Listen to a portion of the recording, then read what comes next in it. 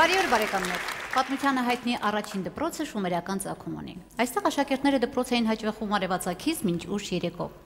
Նրանց կրթության մեջ շատ կարևոր տեղ ուներ անգիր սովորելը, քանի որ ուսուցիչները ամեն ինչ պատմում էին բերանացի։ Աշակերտը պետք է շատ ուշադիր լսեր, որպեսզի հաջորդ օրը կարողանար ամեն ինչ նորից կրկնել։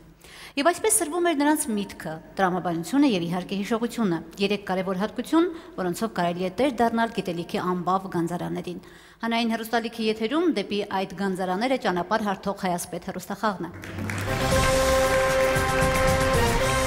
Հեռուստախաղին աջակցում է Հայաստանի Հանրապետության Պաշտպանության նախարարությունը։ Պաշտոնական գործընկերն ու գլխավոր հովանավորն է Հայաստանի Հանրապետության Կրթության եւ Գիտության նախարարությունը։ Ասում են շումերական դպրոցներում սովորում էին միայն տղաները, իսկ աղջիկների մասին խոսք անգամ լինել չէր կարող։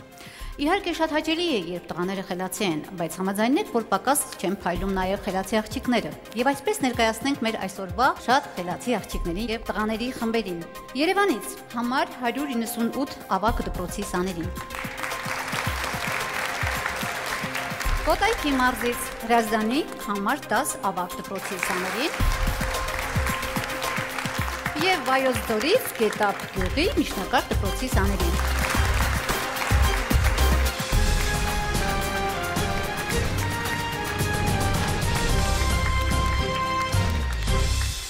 Կարմիր թիմ, խնդրեմ, սկսում ենք խաղը։ Մենք ընտրում ենք Զ տառը։ Զ տառը, խնդրեմ։ Զ տառը թաքցնում է նշանավոր մարդիկ թեման։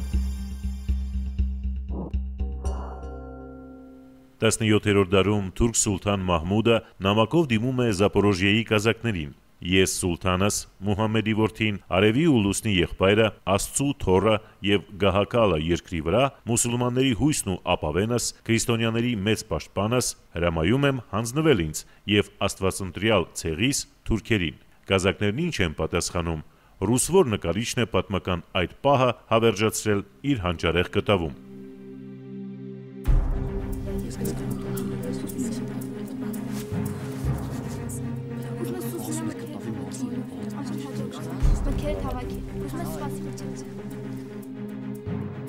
Պատրաստ ենք։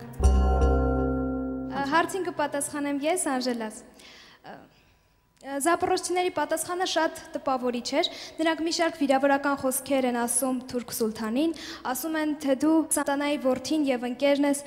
դու բաբելոնական խոհարար, աֆրիկյան թունավոր իշ, Երուսաղեմյան համբալ, համադանիեր, դեռ կարելի է շարունակել նրանց վիրավորանքների շարքը, բայց զապորոժցիները չէին մոռացել նշել նաեւ հայերի անունը, որոնց համար թուրք սուլթանը ուղղակի արյունարբու մարդասպան էր եւ դահիճ։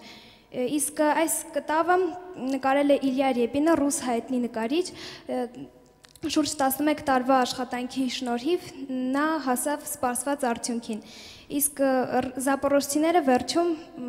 թուրքերին ստիպում էին հեռանալ իրենց հողերից, ասելով, որ նրանք կքոթակեն նրանց, եթե մնան իրենց երկրում։ Քոթակեցի։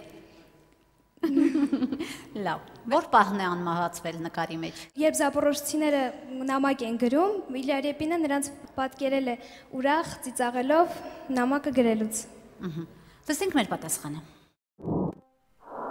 Դու թուրքական սուլթան, անիծված սատանայի եղբայր ու ընկեր, դժոխքի քարտուղար, դու բաբելոնական խոհարար ես։ Կազակները պատասխան նամակը մի լավ համեմելով սուլթանի սրամիտ բնութագրումներով պահանջում են, որ անհապաղ չքվի, քանի որ շարունակելու են քոթակել նրան ու իր զինվորներին։ Ռուս մեծ նկարիչ Իլյա Ռեպինն իր հանրահայտ զապորոժցիները կտավում հավերժացրել է նամակը գրելու պահը, երբ կազակներից ամեն մեկը մի նոր ծիծաղելի մականուն է հորինում աստվածընտրյալ սուլթանի համար եւ պայթում է քաջարի հսկաների քրքիջը։ Ռեպինն իր կյանքի 11 տարիները նվիրել է այդ կտավի ստեղծմանը։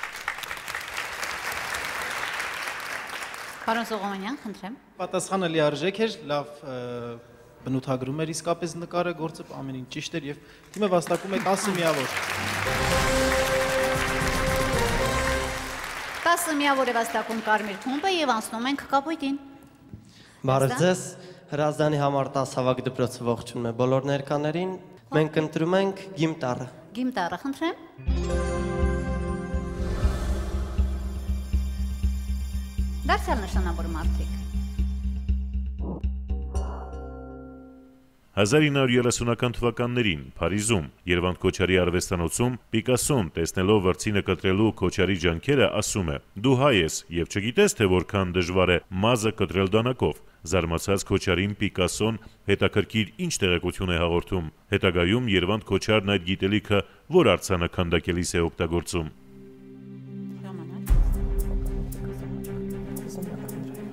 Նշանակալից Պաբլո Պիկասոն էր, տեսնենք թե ինչպես են ցանկանում կտրել վրձինը, ասում են դու ես եւ չգիտես ոնց են կտրում, պատմում է որ 7-րդ դարում արաբներ։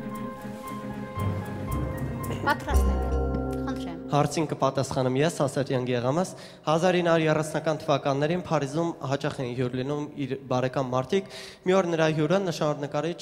Պաբլո Պիկասոն էր, տեսնելով թե ինչպես է Երվանդ Քոչարը ցանկանում կտրել դանակով կտրել վրձինը, Պիկասոն զարմացած ասում է. «Դու հայ ես եւ չգիտես թե ինչքան դժվար է դանակով վրձինը կտրել»։ Երվանդ Քոչարը զարմանում է, ասելով թե ինչ կապ ունի իր հայի լինելը վրձինը կտրելու հետ, եւ Պիկասոն նրան պատմում է մի հետաքրքրաշարժ պատմություն, որը հետեւյալն էր. 7-րդ դարում արաբները նվաճեցին Հայաստանը եւ ամեն լուրջ նվաճության նրանք հանդիպեցին Սասունում, նրանց սրերը դիպչում էին սասունցիների այծի մազից գործած հագուստների վրա եւ չէին կարողանում կտրել։ Արաբները զարմացած սասունցիների յուրահատուկ զրահից նրանք հետագայում տարածում են իրենց նվաճած երկրներում, այդ թվում եւ Իսպանիայում, եւ հետագայում Իսպանիան է դուրս գալիս նվաճողական քաղաքականության եւ տարածում է Լատինական Ամերիկյան երկրներում, մասնավորապես հնդիկների շրջանում, եւ հնդիկներն էլ օգտագործում են այդ զրահը եւ այսօր հնդիկների այծի մազից գործած այդ հագուստը ոչ միայն հագուստ է, այլև զրահ է։ Երվանդ Քոչարը հետագայում այդ գիտելիքը տարածում է իր Սասունցի Դավիթ արձանը քանդակելիս եւ Սասունցի Դավիթի ազերծի շնող այդ մազերը զրահի դեր են կատարում։ Լավ, լսենք մեր պատասխանը։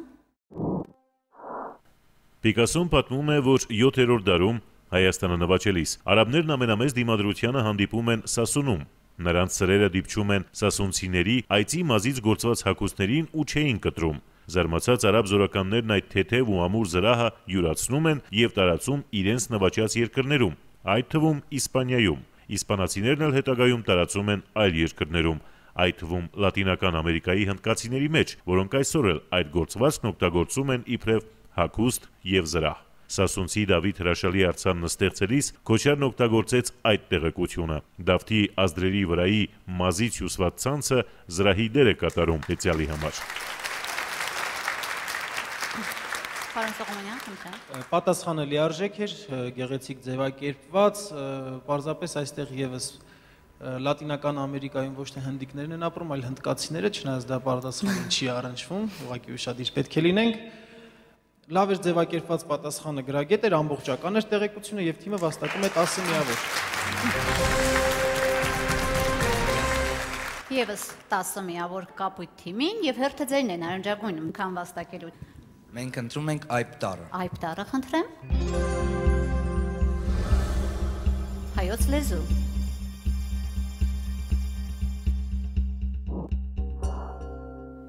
Գտեք բարեգործածության սխալը եւ փոխարինեք ճիշտ բառով։ Բացատրեք բառերի իմաստները։ Առաջին. Գերասիմը ճաշին եկավ, հաց կերավ եւ դարձյալ գնաց։ Առանց սրան կամ նրան գլուխ տալու։ Նրա դեմքը, որ առանց այն էլ զերծ էր կենթանությունից, այժմ կարծես քարացել էր։ Երկրորդ. Վերջապես հնարանքը գտավ։ Ամբողջ ցերեկը մումոյին կթողնի խցի մեջ ու երբեմն միայն կգա տեսնելու։ Գիշերը կտանի։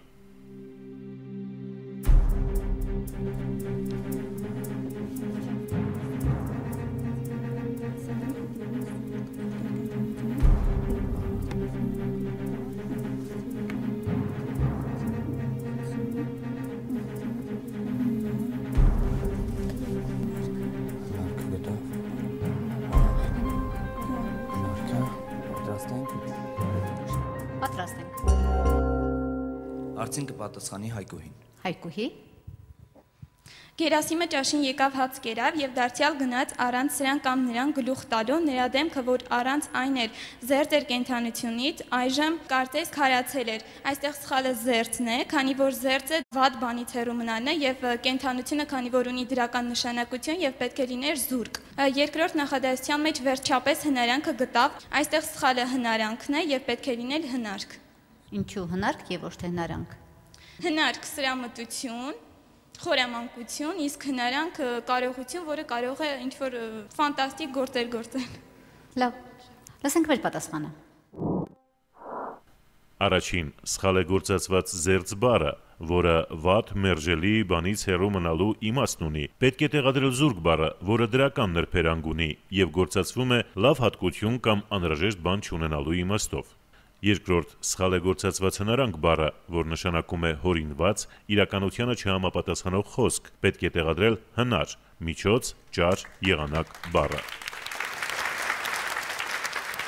Առաջադրանքը բաղկացած է երկու ենթահարցից, Հայկուհին ուրախալի է, որ կարողացավ առաջին հարցին հստակ պատասխան տալ, սխալը գտավ, բառը ճիշտ բացատրեց, սակայն երկրորդ նախադասության մեջ կարողացավ գտնել, որ բառի վրա պետք է շեշտը դնել, սակայն չկարողացավ ճիշտ պատասխանել, հետևաբար ստանում է 8 միավոր։ Այո։ 8 միավոր է վաստակում նարնջագույն խումբը եւ դարձյալ կարմիր խումբ։ Մենք կտրում ենք Ծ տառը։ Ծ տառը խնդրեմ։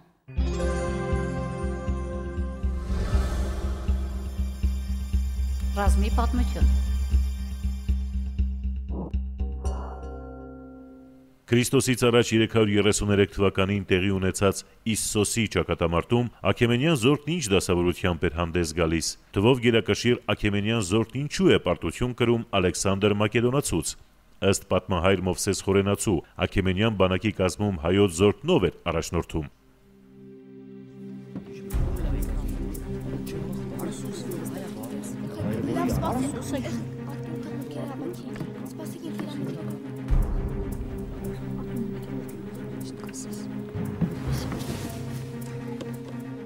Պատրաստ։ Հարցին կպատասխանի Արտուրը։ Արտուր։ Իսոսի ճակատամարտը տեղի ունեցել Քրիստոսից առաջ 333 թվականին, Դարեկ գնի զորքերով կազմում էր Աքեմենյան բանակի կենտրոնական հատվածը, հայերը կռվում էին ձախ թևում, իսկ մարերը աջ թևում։ Դարեհը զորքի թվաքանակի մեծ առավելություն ուներ, բայց չկարողանալով օգտագործել այդ առավելությունը, նա պարտություն է կրում այդ պատերազմում։ Պարտության պատճառը համարվում էր մարերի փախուստը, այդ փախուստից հետո նահանջում է ամբողջ բանակը։ Պատմահայր Մովսես Խորենացին տեղեկացնում է, որ Իսոսի ճակատամարտում հայկական զորքերի հրամանատարը վայ հայկազունին էր, իսկ հայկական զորքերի թիվը կազմում էր 47,000։ Այսքան։ Լսենք մեր պատասխանը։ Դարեհ երրորդի զորքում պարսիկներն առաջնորդել են Աքեմենյան բանակի կենտրոնը, մարերը աջ թևը, հայերը ձախ թևը։ Դարեհի պարտության հավանական պատճառը մարերի առաջնորդությամբ կրվող աջ թևի փախուստն էր, որին հաջորդած խուճապից հետո սկսում է նահանջել ամբողջ բանակը։ Ըստ պատմահայր Խորենացու, հայոց 47,000-անոց բանակն առաջնորդել է Վահե Հայկազունին, որը զոհվել է այդ ճակատամարտում։ Ճշգրիտ էր բոլոր ենթահարցերի պատասխանները, վաստակում եմ 10 միավոր։ 10 միավոր է վաստակում կարմիր խումբը եւ դարձյալ կապույտ խումբ։ Մենք ընտրում ենք նու տառը։ Նու տառը խնդրեմ։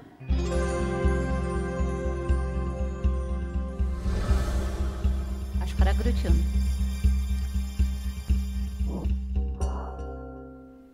Վիկտորիա լճի ավազանում տարածվում են հասարակացային խոնավանտառները։ Այդտեղ կան արտասովոր, զարմանալի հատկություններով օժտված ծառեր։ Դրանցից որի կեղևն է մթության մեջ պայծառ լույս արձակում։ Մինչև վերջերս աշխարհի ամենաթեթև ծառը համարվում էր բալսան։ Լճի ափերին հայտնաբերվեց ավելի թեթև բնափայտ ունեցող ծառ։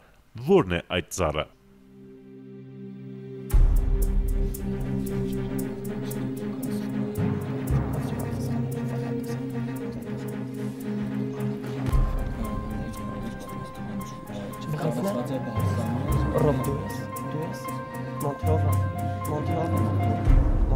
Ժամանակ լրացավ երեխաներ, խնդրեմ պատասխանը։ Արդյունք պատասխանի Գևորգյան Ռոբերտը։ Ռոբերտ։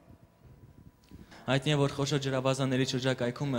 տարածված անտառները շատ խիտ են լինում եւ այստեղ կան արտասովոր եւ զարմանալի հատկություններով օժտված ծառեր եւ դրանցից է սանդալենու եբենոսի եւ դեղին ծառի բնափայտը, որը օգտագործում են բազմաթիվ շինվածքներ ստանալու համար։ Հայտնի է նաեւ լանդոլֆիայի լիաները, որոնցից կաուչուկ են ստանում։ Այստեղ հայտնի է նաեւ դիվական ծառի բնափայտը, որը այնպիսի լույս է արձակում, որ նույնիսկ մութ ժամանակ կարելի է նրա տակ գիրք կարդալ,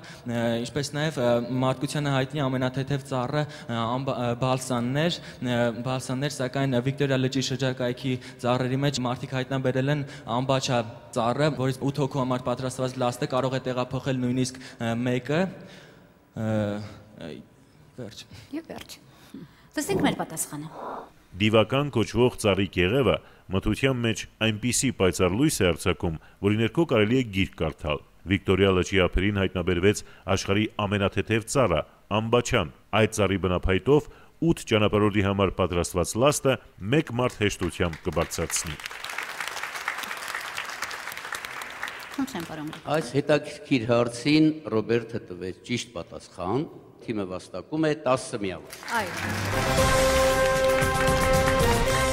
10 միավոր է վաստակում կապույտ խումբը եւ անցնում ենք նորից նարնջագույնին։ Խնդրեմ։ Մենք ընտրում ենք խետառը։ Խետառը, խնդրեմ։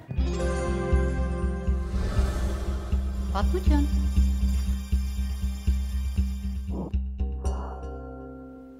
Հռոմում առաջին եռապետությունն ինչպես ստեղծվեց։ Եռապետներից յուրաքանչյուրն ինչ վախճան ունեցավ։ Պատրաստ ենք։ Խնդրեմ։ Հարցին կպատասխանի Ալլան։ Ալլա։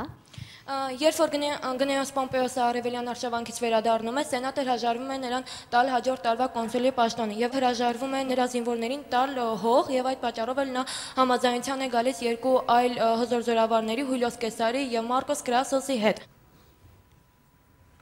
Քրիստոսից առաջ 60 թվականին ձևավորվեց առաջին եռապետությունը Հուլիոս Կեսար, Մարկոս Կրասոս եւ Գնեոս Պոմպեոս։ Եռապետերը հաճախ հաշվի չէին նստում մագիստրատների հետ եւ դիմում էին բռնի ուժի։ Հուլիոս Կեսարը առաջին էր եռապետերից, որ դարձավ կոնսուլ, եւ կոնսուլության ժամկետի ընթացքում նա ընդունեց օրենքներ, որոնց շնորհիվ օգնում էր կարիքավորներին եւ հաստատում էր Պոմպեոսի գործունեությունը արևելքում, ինչպես նաեւ նա իր բոլոր օրենքները անցկացնում է ոչ միայն սենատի, այլ նաեւ կոմիսիաների միջոցով։ Նա որպես պոպուլյար մեծ ժողովրդավարություն էր վայելում ժողովրդի բնակչության կազմում։ Ինչ վախճան ունեցավ նրանցից յուրաքանչյուրը։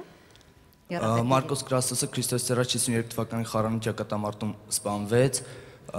Հուլիոս Կեսարը սպանվեց Սենատի դահլիճում Քրիստոսից առաջ 44 թվականի մարտի 15-ին, նրա դեմ դավադրություն էր կազմակերպվել։ Երբ որ Մարկոս Կրասոսը ճակատամարտում մահանում է, իսկ Հուլիոս Կեսարը շատ ծանր ճակատամարտ էր վարում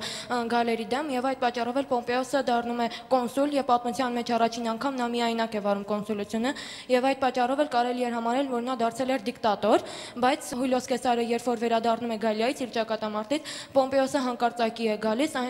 եւ երբ որ Հուլիոս Կեսարը ցանկանում էր նրա սպանել եւ նա փախչում է Եգիպտոս, որտեղ էլ սպանվում է Եգիպտոսի արքայի կողմից։ Վերջ։ Այո։ Լսենք մեր պատասխանը։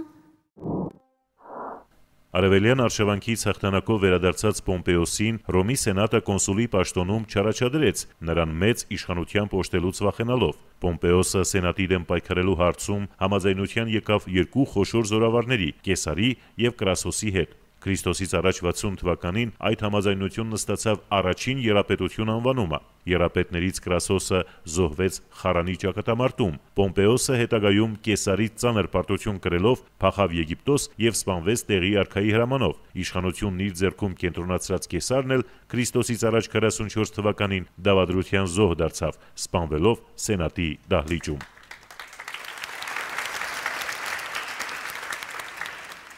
Թիմային պատասխան տրվեց հարցին եւ լիարժեք պատասխան տրվեց, նաեւ կային լրացուցիչ տեղեկություններ։ Պարզապես պատասխանը, եթե ավելի հղկված եւ ավելի գեղեցիկ ձևակերպված լիներ, կարելի էր նաեւ հայասպետ շնորհել։ Ամեն դեպքում թիմը վաստակում է 10 միավոր։ Ավարտվեց առաջին փուլը եւ առաջին փուլի ավարտին բարերք նարնջագույն խումբ։ Մենք ընտրում ենք գիմտառը։ Գիմտառը, խնդրեմ։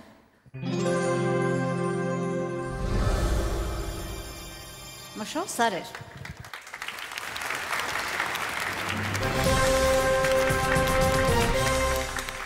Ծաղկել է գարուն, լսվել է առուն, խորոդիկ, հայ խորոդիկ, ծաղկել է գարուն, լսվել է առուն, խորոդիկ, հայ խորոդիկ, առա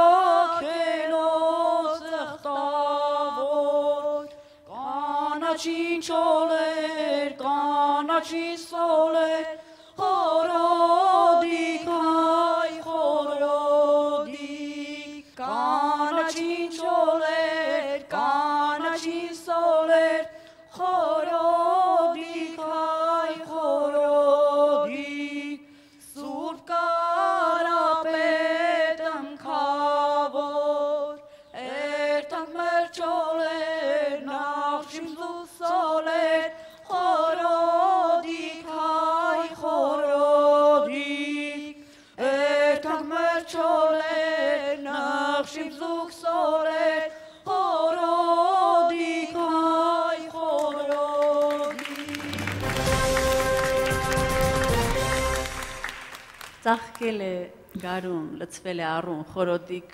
հայ խորոդիկ, տխուր երգ է, տխուր բանի մասին է երգը։ Այնպիսի տպավորություն էր, որ դուք շատ դժբախտ, ինչ-որ մի շատ, որովհետև ի վերջո պարը վատը չէր, ինքը իսկապես ճիշտ ընտրել եք շարժումներ, պարային շարժումները շատ համապատասխանում են այն երգին, որը որ հանձնարարված էր։ Երգն էլ լավ տղան բարձրացավ ձայնը, միացավ աղջկան եւ ստացվեց երգը նույն տոնայնության մեջ։ Ինչևէ 8 միավոր նույնիսկ Ես կարծում եմ բարձր գնահատվեց եւ ես առաջարկում եմ հանել 1 միավոր եւ թիմը վաստակում է 7 միավոր։ Սկսում ենք երկրորդ փուլը։ Կարմիրքում մենք գտրում ենք K տառը։ K տառը խնդրեմ։ Երկիրաշտություն։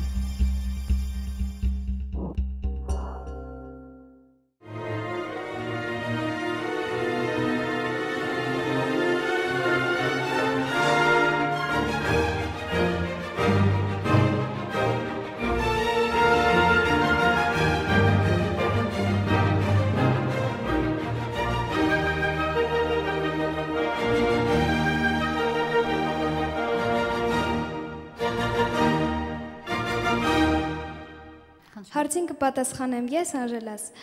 Լսեցինք հատված Բեթհովենի 5-րդ սիմֆոնիայից մաս առաջին։ Հիմա լսում ենք հարցի երկրորդ հատվածը։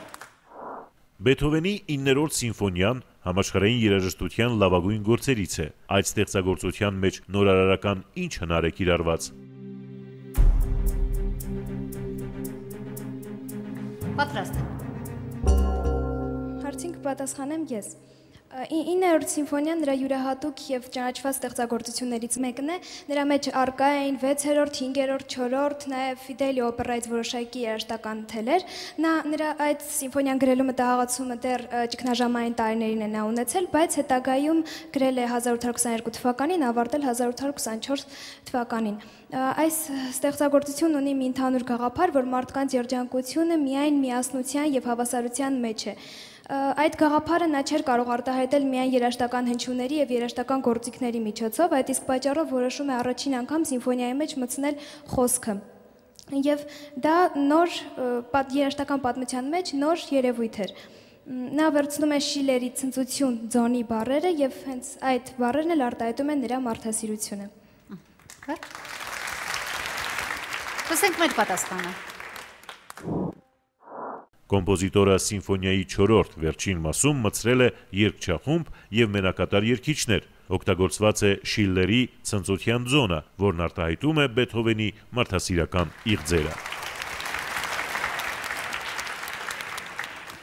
Ինչ ասած, փայլուն պատասխանում է, հրաշալի հավելյալ ինֆորմացիա տվեցիր, երաժշտությունը ճանաչեցիր Անժելա, ցավոք սրտի չնշեցիր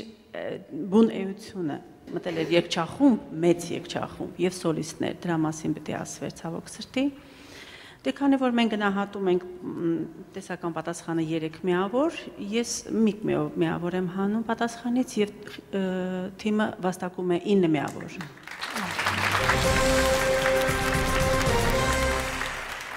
9 միավոր է վաստակում կարմիր թիմը եւ անցնում ենք նորից կապույտ թիմին։ Մենք ընտրում ենք ցոտառը։ Ցոտառը խնդրեմ։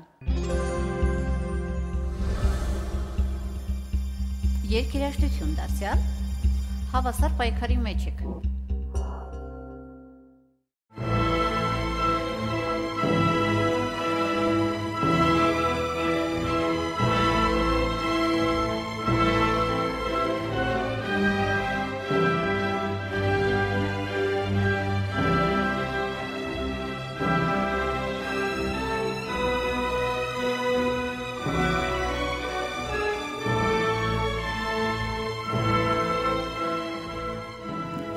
Հարցին կպատասխանի Մաթեոսյան Մոնթե։ Մոնթե։ Այս հատվածը ընտրված էր Բեթհովենի Էգմոնտ սիմֆոնիկ նախերգանք ստեղծագործությունից։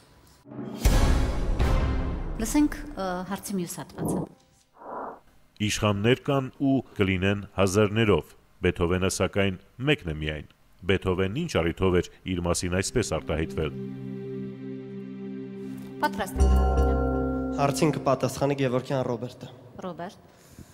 Բեթհովենը երկար ժամանակ ծառայության մեջ էր գտնվում Լիխնովսկիների ընտանիքում եւ նա գտնվում էր նրանց հովանավորության տակ եւ մեկ անգամ երբ Լիխնովսկին խնդրում է նրան կատարել մի երաժշտություն, սակայն հիմնական մասը միայն ֆրանսիական սպաներն էին, որոնք այդ շրջանում օկուպացրել էին Վիեննան եւ Բեթհովենը չի համաձայնում նվագել նրանց համար, երբ Լիխնովսկին խնդրանքներից անցնում է պահանջին, նա դուրս է գալիս, հասնում է տուն եւ մի նամակ է գրում Լիխնովսկուն, ասելով, որ դու ինչ քեզանից այժմ ներկայացնում ես, պարտական ես միայն ծնվելու հավանականությանը, իսկ ինչը ես եմ ինձանից այժմ ներկայացնում, պարտական եմ ես ինքս ինձ, իշխաններ կլինեն հազարներով, սակայն Բեթհովենը մեկն է միայն։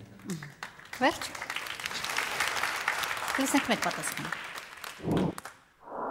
Իշխան Լիխնովսկու կալվածքում ապրող Բեթհովենը, մերժելով իշխանի խնդրանքը, չի նվագում Վիեննան բռնազավթած նապոլեոնյան բանակի սպաների համար։ Երբ իշխանը խնդրանքից անցնում է պահանջելուն, Բեթհովենը հեռանում է կալվածքից, որպես բացատրություն թողնելով վերոհիշյալ նամակը։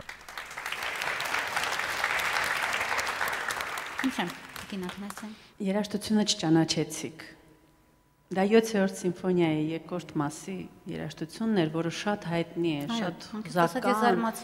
Հաճախ օգտագործում է ֆիլմերի մեջ ամենահուզական պահին միացում են այդ երաժշտությունը եւ հաջողությունը երաշխավորված է։ Ափսոս չճանաչեցիք երաժշտությունը։ Տեսական հարցին մենք տրամադրում ենք ընդամենը 3 միավոր, որը դուք լիարժեք վաստակում եք 3 միավոր։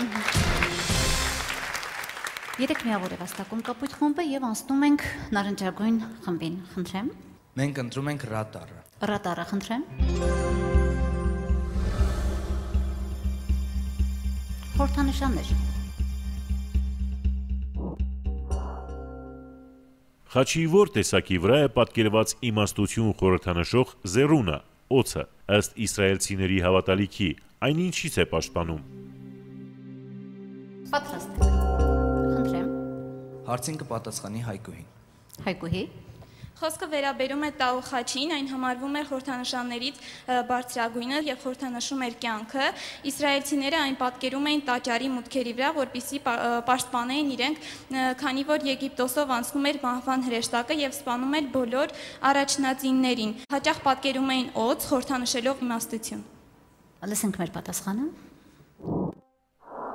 Իմաստություն խորհրդանշող զեռունը, օձը պատկերվում է Տաու խաչի վրա։ Ըստ հավատալիքի, իսրայելցիներն իրենց տները մահվան հրեշտակից պաշտպանում էին այս խաչի օգնությամբ։ Խնդրեմ, պարոն Մանասյան։ Պատասխանը լիարժեք էր, ես առաջարկում եմ 10 միավոր։ 10 միավոր է վաստակում նարնջագույն խումբը եւ երկրորդ փուլի երկրորդ պտույտը։ Մենք ընտրում ենք բենտարը։ Բենտարը, խնդրեմ։ Գրականություն, վերջապես։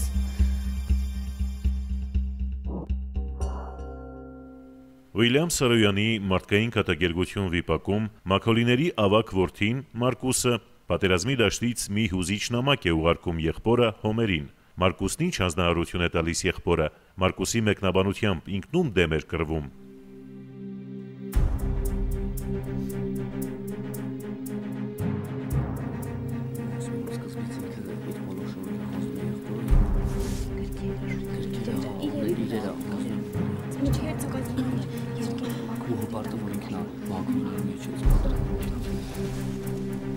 Պատրաստ ենք։ Հարցին կպատասխանի Դավիթը։ Դավիթ։ Վիլյամ Սարոյանի մարդկային կատակերգությունում Մարկուսը իր եղբորը Հոմերին գրում էր, որ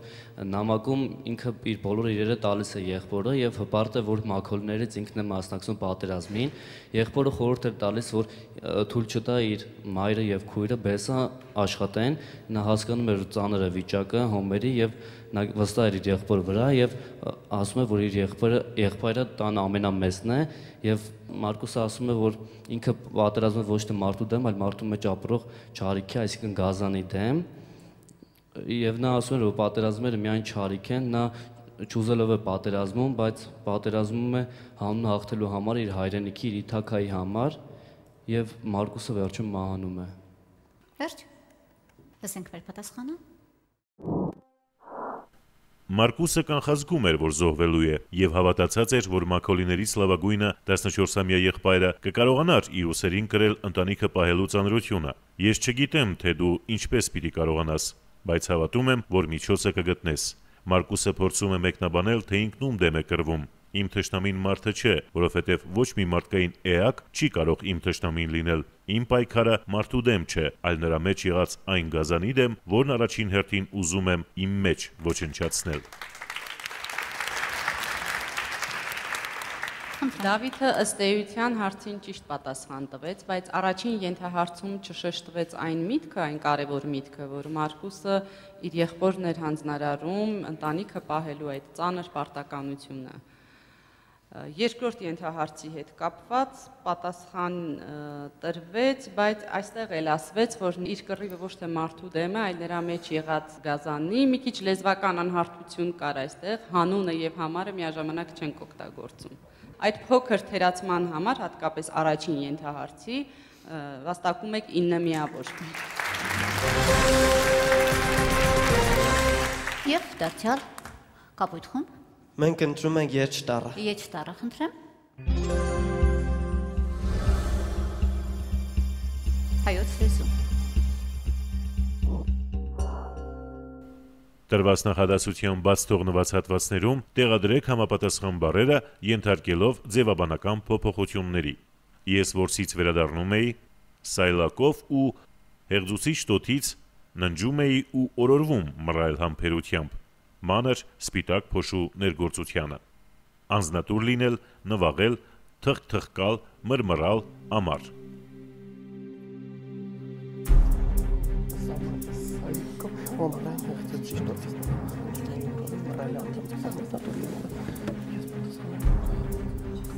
Պատրաստ։ Հարցին պատասխանում ես Ասատյան Գեղամաս, ես որսից վերադառնում էի թխկացող սայլակով եւ ամառային հեղձուցիչ տոթից նվաղած, ննջում էի եւ օրորվում մռայլ համբերությամբ անձնատուր լինելով մանր սպիտակ փոշու ներգործությանը։ Վերջ։ Լսենք մեր պատասխանը։ Ես որսից վերադառնում էի թխկացող սայլակով ու ամառվա հեղձուցիչ տոթից նվաղած ննջում էի ու օրորվում մռայլ համբերությամբ անձնատուր լինելով մանր սպիտակ փոշու ներգործությանը։ Խնդրեմ, տեխնիկալություն։ Նախադասության մեջ պետք է տեղադրվեր 4 բառ, Գեղամը 3 բառը ճիշտ կարողացավ տեղադրել, մեկը ոչ, քանի որ այստեղ գոյականներ տրված, ինքը փոխեց խոսքի մասային պատկանելությունը եւ վերածեց ածականի։ Այդ իսկ պատճառով ձեռք է բերում 9 միավոր։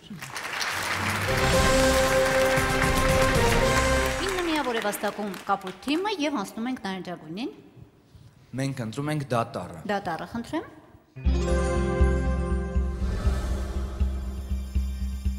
Գրականություն։ Իվան Տուրգենևի Մումու վիպակի հերոսը Գերասիմը ազնիվ ու աշխատասեր ռանչպար էր, եւ եթե նրա դժբախտությունը չլիներ, յուրաքանչյուր աղջիկ սիրով կամուսնանար նրա հետ։ Ինչ դժբախտության մասին է խոսքը, նա ինչպես ընդունեց սիրած աղջկա Տատյանայի ամուսնության լուրը։ Հայկույն ես պատասխանում։ Լավ կասեմ հայկույն։ Պատրաստ եմ։ Խնդրեմ։ Հարցին կպատասխանի Հայկուհին։ Հայկուհի։ Մումու վիպակի գլխավոր հերոսը Գերասիմն էր, նա իծնե խուլուհամր էր եւ այդ իսկ պատճառով էր հաշվի առնելով այդ թերությունը, յուրաքանչյուր, եթե չլիներ այդ թերությունը, յուրաքանչյուր աղջիկ նրա հետ կամուսնանար, քանի որ այդ թերությունների հետ զուգահեռ նա բարետես, բարձրահասակ, գեղեցիկ եւ ուժեղ մարդ էր, ով կարողանում էր սովոր էր գյուղական աշխատանքին, կարող էր 4 մարդու տեղ աշխատանք կատարել եւ սիրում էր Տատյանային, ցանկություն ուներ նրա հետ ամուսնանալու, սակայն իմանալով, որ Տատյանան պետք է ամուսնանար կոշկակարի հետ, լրացում։ Երբ որ տիրուհին Գավրիելին ասում է, որ պետք է Տատյանան ամուսնանա կապիտոնի հետ, Տատյանան շատ լավ էր հասկանում, որ Գերասիմը իր հետ շատ վատ է վարվելու եւ այդ պատճառով էլ որոշում են խորամանկ միջոցի դիմել։ Տատյանան հարբած պետք է ձևանար, քանի որ Գերասիմը հարբած մարդկանց ստանալ չէր կարողանում։ Լրացում։ Երբ նրանք մեկնում են քաղաքից, նա այդ օրը Տատյանային նվիրում է կարմիր գույնի չթի շալ, որը պատրաստել է սիրո խոստովանություն անելու ժամանակ, որ պետք է նվիրեր։ Նրա վերաբերմունքը մարդկանց նկատմամբ փոխվում է։ Ոչ, չի փոխվում։ Լավ, լսենք մեր պատասխանը։ Գերասիմն ի ծներ խուլ ու համր էր, նա իր վիթխարի արտաքինով, գերմարտկային ուժով, խիստ ու լուրջ բնավորությամբ վախ էր ներշնչում տնային աշխատողներին։ Այդ էր պատճառը, որ ոչ ոք չէր համարձակվում նրան հայտնել Տատյանային ուրիշի հետ ամուսնացնելու տիրուհու որոշման մասին, սակայն խելացի եւ նրբանակատ Գերասիմը դավաղուց էր կռահել, թեև նա դառնում է ավելի մռայլ ու ինքնամփոփ, բայց չի փոխում իր վերաբերմունքը սիրած աղջկա եւ շրջապատի հանդեպ։ Խմբային աշխատանքի արդյունքում նաև ձեր հարցի միջոցով կորզեցինք պատասխանը եւ կարեւորը պիտի շեշտվեր այն, որ ամեն դեպքում սիրած աղջկան կորցնելուց հետո էլ նա չփոխեց վերաբերմունքը, թե սիրած աղջկա, թե շրջապատի հանդեպ։ Թիմը վաստակում է 10 միավոր։ Ավարտվեց նաև երկրորդ փուլի ավարտին դարձյալ բարերք եւ կապույտ թիմի հերթն է։ Մենք ընտրում ենք Ռետարը։ Ռետարը խնդրեմ։ Կայներես Վարդի Հովին։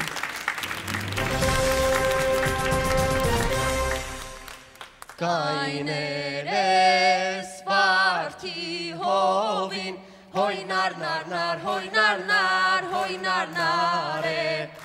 քամին տակ կրծքիդ մովին, հոյնար նար, հոյնար է,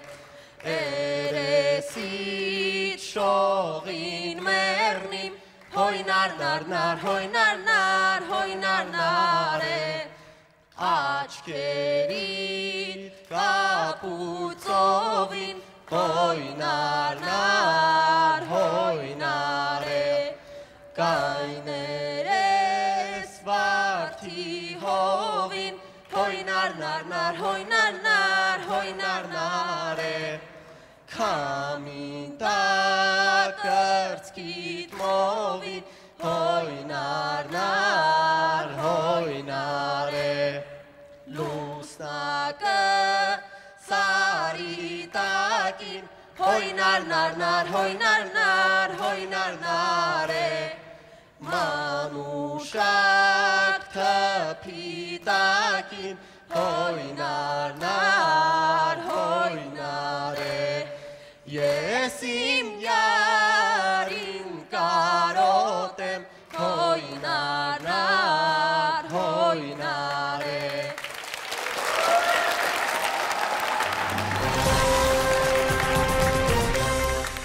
Բարը շատ լավն էր, հավանեցի, գեղեցիկ էր կառուցված, համահունչ պարում էին եւ ավարտեցին պարը ճիշտ այնպես, ինչպես որ հարկն է հանդիսատեսին դեմքով։ Շատ գեղեցիկ երգեցիք միասին, չսխալվեցիք, չթերացաք ոչ մի հարցում, արժանիորեն վաստակում եք 10 միավոր։ Եվ ավարտվեց երկրորդ փուլը ամբողջովին, անցնում ենք երրորդ փուլին, ամենավճռական փուլին։ Կարմիր խումբ։ Մենք ընտրում ենք հոտառը։ Հոտառը խնդրեմ։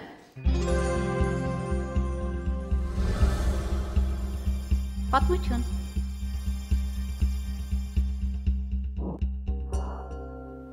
Հռոմը հեշտությամբ էր կարողանում ձուլել արևմուտքի ժողովուրդներին, դրանցից էին դակիացիները, որոնք կարճ ժամանակահատվածում կորցրին իրենց ազգային նկարագիրը։ Հռոմին ինչու չէր հաջողվում նույնն անել արևելքում, առաջավոր Ասիայում։ Մեծ հայքն իր ազդեցության ոլորտում պահելու համար Հռոմը դիվանագիտական ինչ միջոցներ էր կիրառում։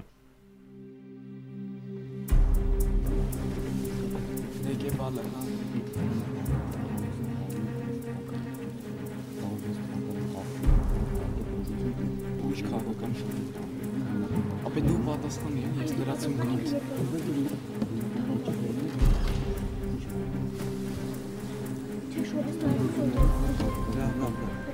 Հյուսիսում բարբարոսներին ավելի դժվար է պայքարել իրացնել։ Սպառվեց ժամանակը, երեխաներ, խնդրեմ։ Հարցին կպատասխանի Դավիթը։ Դավիթ։ Հռոմի արևելյան քաղաքացիությունը խիստ տարբերվում էր եվրոպական քաղաքականությունից, քանի որ արևելքում գտնվում էին հզոր պետություններ, ինչպիսին է Պարթեստանը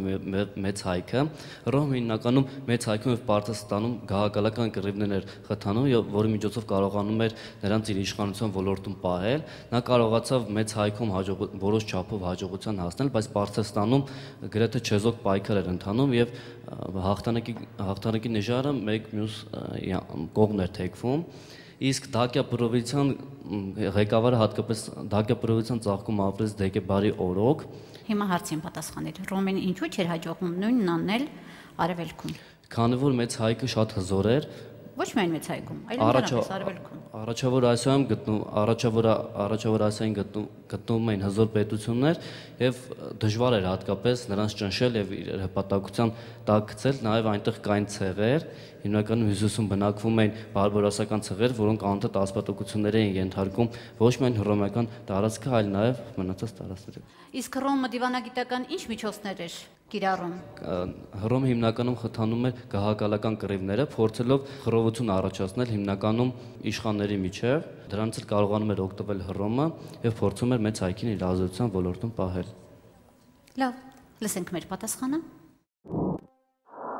Ի տարբերություն Եվրոպայի, Առաջավոր Ասիայի ռազմաքաղաքական հզոր ներուժ ունեցող պետությունների հնագույն քաղաքակրթություն ունեցող ժողովուրդների նկատմամբ ձուլման քաղաքականություն կիրառելը խիստ դժվար էր։ Մեծ հայքն իր ազդեցության ոլորտում պահելու նպատակով Հռոմն այստեղ ստեղծում էր հռոմեասեր քաղաքական խմբավորումներ, օգտվում էր երկրում ծագող ներքին հակասություններից, աջակցում էր հռոմեատյաց արքաների դեմ ծավալվող պայքարին եւ այլն։ Դավիթը հիմնականում պատասխանեց հարցին, բայց մի քանի բացթողումներ այնուամենայնիվ արեց հարցի հետ կապված։ Ինչ միջոցներ էր գործի դնում մեծ հայքը իր քաղաքական ազդեցության ոլորտում պահելու համար, նշվեց, որ իսկապես օգտվում էր ներքին հակասություններից, բայց օրինակ չնշվեց այն մասին, որ այն արքաները, որոնք ոչ հռոմեասեր էին, ոչ հռոմեամետ քաղաքականություն էին իրականացնում, նրանց պարզապես շարքից հանում էր, ինչպես օրինակ Արտաշես II-ին, Տիգրան IV-ին։ Ցանկալի կլիներ նաև ասել, որ արևելքի պետությունները պետականության երկարամյա ավանդույթներ ունեին, այդ պատճառով եւ մշակութային եւ ձևավորված ազգային խորը ավանդույթներ ունեին։ Եվ դրա համար նաև դժվար էր այդ ամենը անել։ Այս հանգամանքը հաշվի առնելով Կարմիր թիմի պատասխանը 6 միավոր եմ գնահատում։ Ես կարծում եմ, որ երկու ենթահարցերին ներտրվեց թերի պատասխան, ուստի 6 միավորը համարում եմ բարձր, որովհետև եթե երկու ենթահարցեր եւ կիսում են, ապա դառնում է 5 միավոր։ Եվ հանում է 1 միավոր, թիմը վաստակում է 5 միավոր։ Կապույտ թիմ։ Մենք ընտրում ենք մենտարը։ Մենտարը, խնդրեմ։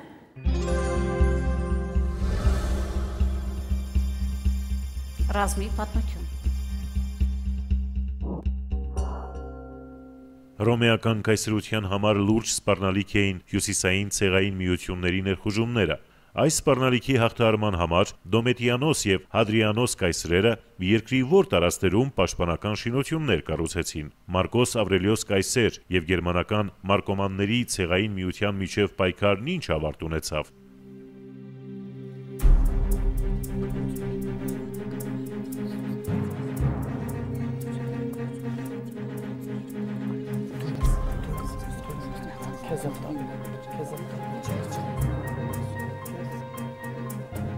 Պատրաստ եմ։ Հարցին կպատասխանի Մարկոսյան Նազելին։ Նազելի։ Հյուսիսից ներթափանցող ցեղերի արշավանքները կասեցնելու համար Դոմետրիանոս եւ Հադրիանոս կայսրերը կառուցում էին ամրությունների հզոր շղթաներ, պաշտպանական ամրությունների։ Դոմետրիանոս արքան կառուցեց Ռենոսից Դանուբ գետն ընկած տարածքում պաշտպանական ամրությունների հզոր շղթա, իսկ Մարկոս Ավրելիոսի եւ մարկոմաններ ցեղային միության պայքարն ավարտվեց Մարկոս Ավրելիոսի սպանությամբ Քրիստոս առաջ 167 թվականին մարկոմանները գերմանական հզոր ցեղերը ներխուժել էին Հռոմ եւ Անտոնիոսների հարստության վերջին ներկայացուցիչ Մարկոս Ավրելիոսը այդ ժամանակ նրանց դեմ պայքարի նախապատրաստման համար Վինդոբոնա Վիեննա կոչվող քաղաքում սպանվեց։ Այդ ժամանակ որպես ֆեդերատների դաշնակիցների Մարկոս Ավրելիոսը թույլատրեց մարկոմաններին բնակվել երկրի տարածքում։ Վերջ Լսենք մեր պատասխանը։ Կայսրության հյուսիսային սահմաններն ապահովելու նպատակով կայսր Դոմետիանոսը Հռենոսից Դանուբ գետն ընկած շրջանում կառուցեց պաշտպանական ամրությունների շղթա։ Կայսր Հադրիանոսը Բրիտանիայում կառուցեց նմանօրինակ ամրություններ, որոնք ձգվում էին կղզու ողջ լայնքով արևմուտքից արևելք։ 167 թվականին գերմանական մարկոմանների ցեղային միությունը ճեղքեց Դանուբյան ամրությունների շղթան։ Նրանց չկարողացավ ծնկի բերել նաև Մարկոս Ավրելիոս կայսրը եւ որպես դաշնակիցների թույլ տվեց բնակվել կայսրության հողերում։ Մարկոմանների դեմ նոր պատերազմի պատրաստության շրջանում էլ Մարկոս Ավրելիոսը կնքեց իր մահկանացուն։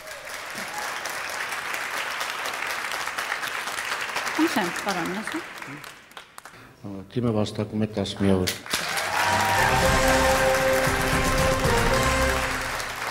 Տասը միավոր է վաստակում կապույտ թիմը և նարինջագույն։ Ընտրում ենք ձատառը։ Ձատառը խնդրեմ։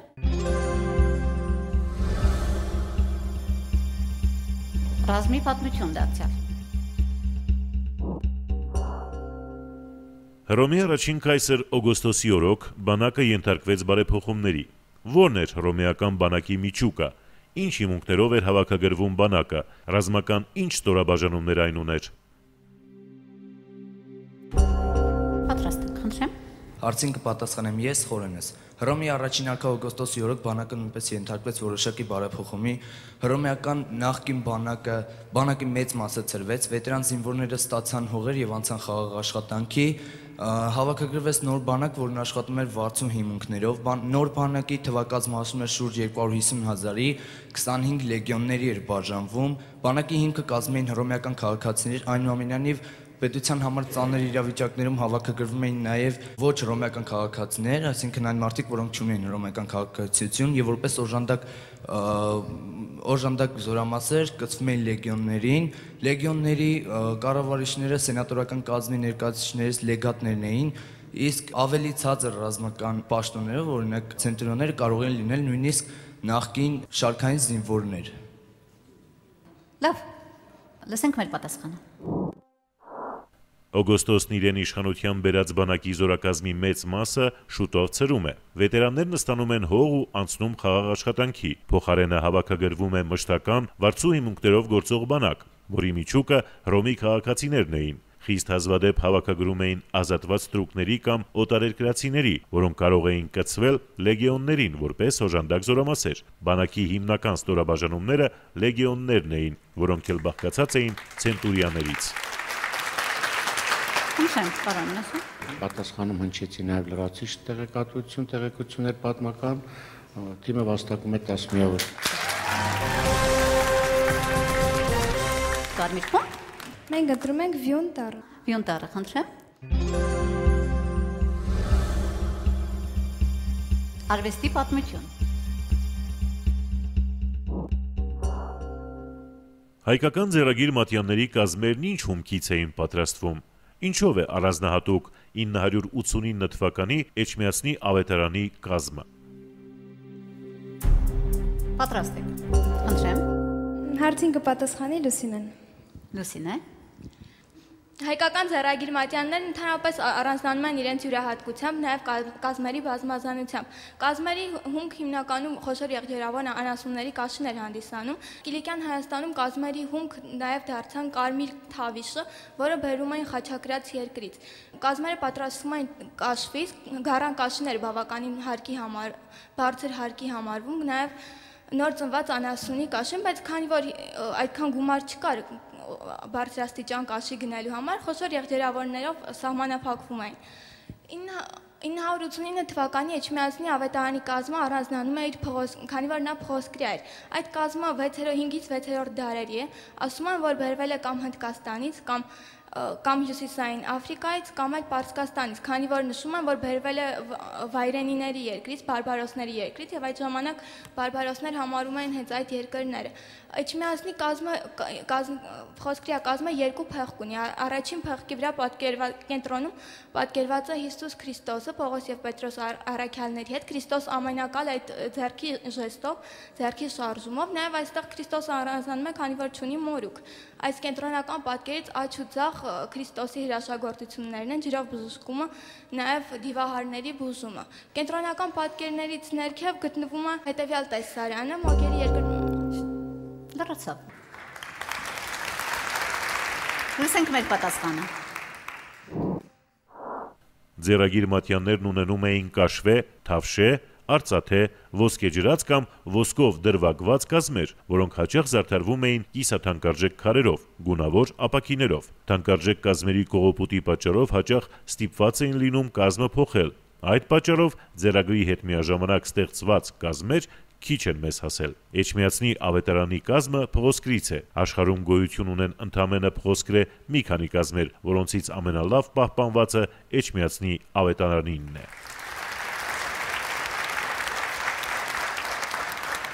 Մարիամ, դուք ճիշտ պատասխանեցիք մեկ ենթահարցին փղոսկրե կազմի վերաբերյալ, իսկ չնշեցիք արծաթե, ոսկեջրած, ոսկով դրվագված կազմերի վերաբերյալ։ Նշեցիք միայն կաշվե եւ թավշե կազմերը։ Այդ պատճառով վաստակում եք 7 միավոր։ 7 միավոր է վաստակում կարմիր խումբը եւ կապույտ խումբ։ Մենք ընտրում ենք սետառը։ Սետառը խնդրեմ։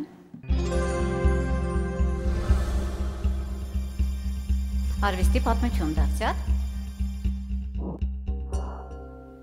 Դամասկոսի Օմայանների մզկիթն ինչ հիմքի վրա է կառուցվել։ Արաբական մզկիթներում որ կողմ է ուղղված աղոթարանը։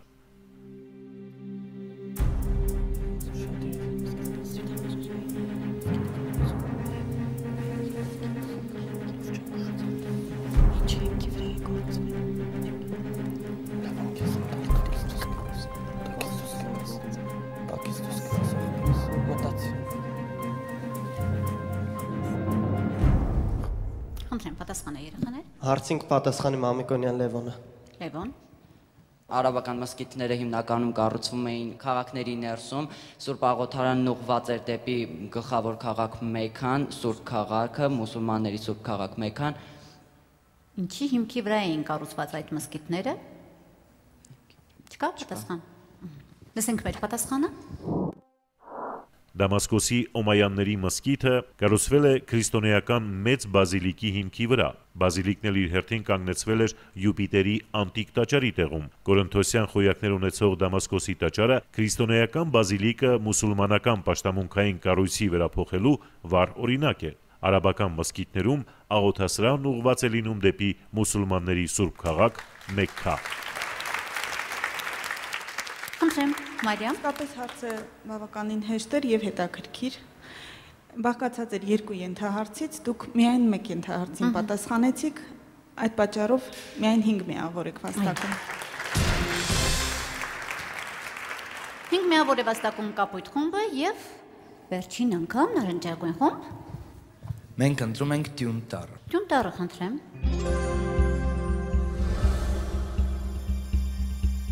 Խորհրդանշաններ։ Դավանաբանական գրականության մեջ խաչը հիմնականում ինչի հետ է համեմատվում։ Հայ մատենագրության մեջ խաչի թևերն ինչերի հետ են զուգակցվել։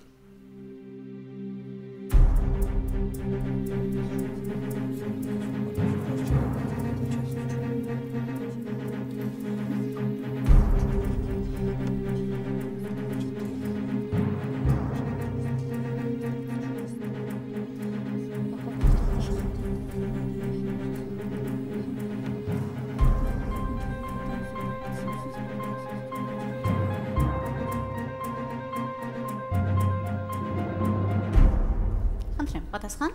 Հարցին կպատասխանի Հայկուհին։ Հայկուհի։ Դավանաբանական գրականության մեջ խաչը հիմնականում համեմատվում էր կենաց ծառի հետ, ինչպես նշում է Մովսեսը իր պատմության մեջ, խաչը դա դրախտում կանգնեցված կենաց ծառն էր։ Հայ մատենագրության մեջ զուգակցվում էր աշխարհի 4 կողմերի, համապատասխանաբար հյուսիս, հարավ, արևելք, արևմուտք եւ նաեւ նախաստեղծ 4 տարրերի՝ հոտ, հող, ջուր, այդ տարրերի հետ։ Նաև կրակ։ Վերջ։ Այո։ Լսենք մեր պատասխանը։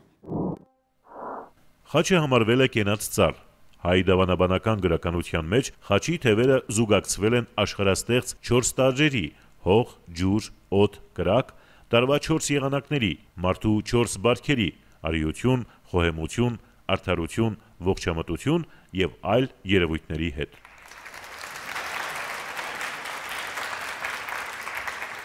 Հարցը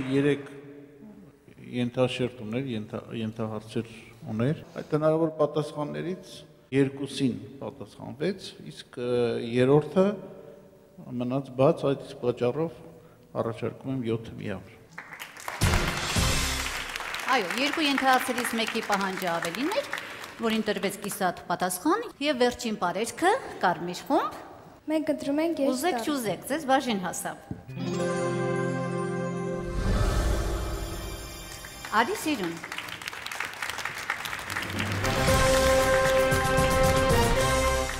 Արի սիրուն գնա սիրուն հազարեր անեք կոտիրուն Արի սիրուն գնա սիրուն հազարեր անեք կոտիրուն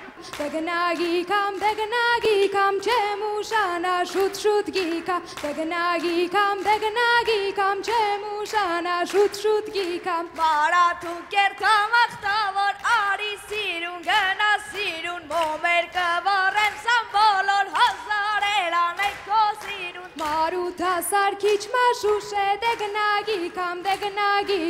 Ուր հողնու ջուշատան ուշ է չեմ ուշանա շուտ գիկա Արի սիրուն գնա սիրուն հազարեր անեք կոտիրուն Արի սիրուն գնա սիրուն հազարեր անեք կոտիրուն Դգնագի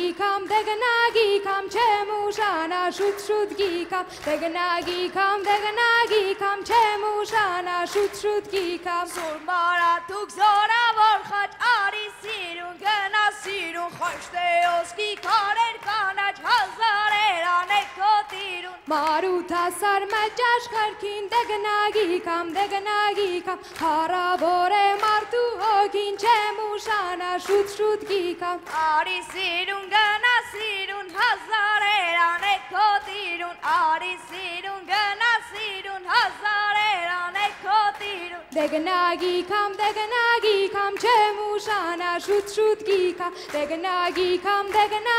կամ չեմ ուշանա շուտ գիկա Ընդեղ բացվե վարդման ուշակ արի սիրուն գնա սիրուն Բարով նստիկ թագնու պսակ հազարեր անեք կոտիրուն Արի սիրուն գնա սիրուն հազարեր անեք կոտիրուն Արի սիրուն գնա սիրուն հազարեր անեք կոտիրուն Դգնագի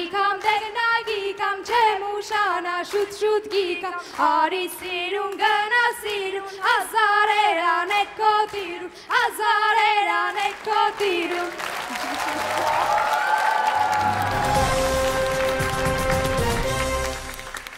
Շատ հավանեցի երգի կատարումը, տղան ուղղակի հոյակա, պատրաստի ժողովրդական երգի շատ շնորհավոր։ Եվ պետք է ասեմ, որ մեծ դեր խաղաց այս տղայի հանգամանքը, իր մատուցումը երգի, դա օգնեց նաև բարողներին սթափվել, վերջապես ժպտալ, ինչևէ, ես հակված եմ շնորհել Հայաստան։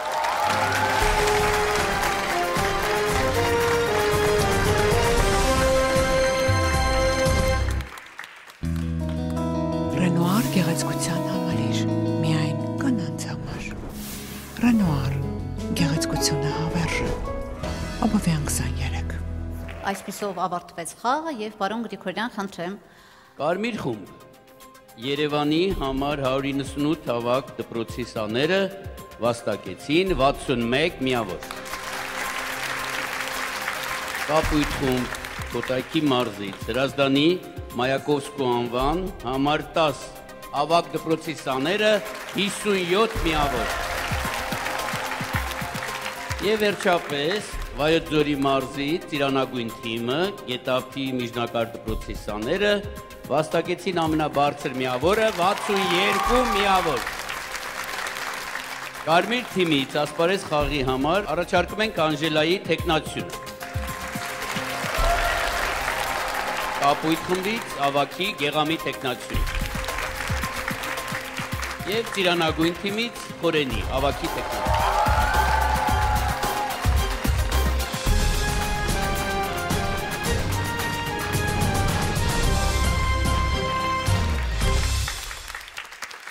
Եվ այսպես նորից մոտեցավ Հայաստանում արդեն ավանդույթ դարձած բոլոր թիմերի նվերներ տալու պահը։ Մեր Հանդիսատես պատանիներին մեկ անգամ եւս հիշեցնեմ, որ Հայաստան պարբերականի երկրորդ համարը գնելով դուք կարող եք շահել այս ջնջող հատվածը, ջնջելով եւ ֆիդայու անուն հայտնաբերելով մասնակցել մեր արշավներին, կարող եք հայփոստի բաժանմունքներում ձեռք բերել այս պարբերականը եւ դառնալ Հայաստանի արշավներին մասնակից, իսկ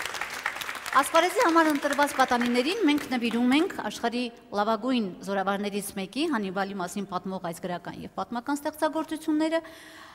Ձեզ ունեք ժամանակ կարդալու դրանք, ուսումնասիրելու եւ գալու մասնակցելու ասպարեզ խաղին եւ տհաստված, որ այնտեղ լինեք նույնքան հաջողակ, որքան այսօր էիք, որովհետեւ ես համարում եմ, որ այսօր բոլոր թիմերը շատ հաջող խաղացին, որի համար ես շատ ուրախ եմ։ Ասում են կյանքը մեծագույն դպրոցն է, բայց կարծում եմ այդ մեծագույն դպրոցում իր ուրույն տեղն ունի նաև փոքր դպրոցը։ Ուրեմն օգնենք մեր պատանիներին դպրոցին միանալով, որ նրանք ավելի լավ պատրաստվեն այդ մեծ դպրոցին կյանքին եւ իհարկե հանդիպենք նորից հաջորդ շաբաթ։ Այսօր այսքանը։